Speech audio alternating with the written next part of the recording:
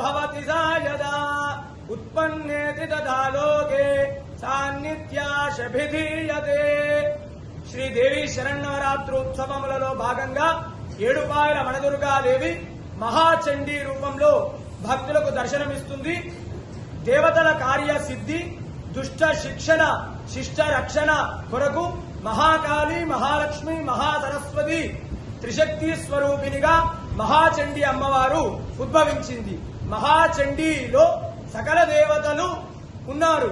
ఈ అమ్మవారిని ప్రార్థిస్తే సకల దేవతలను కూడా ప్రార్థించినటువంటి పుణ్యం కలుగుతుంది.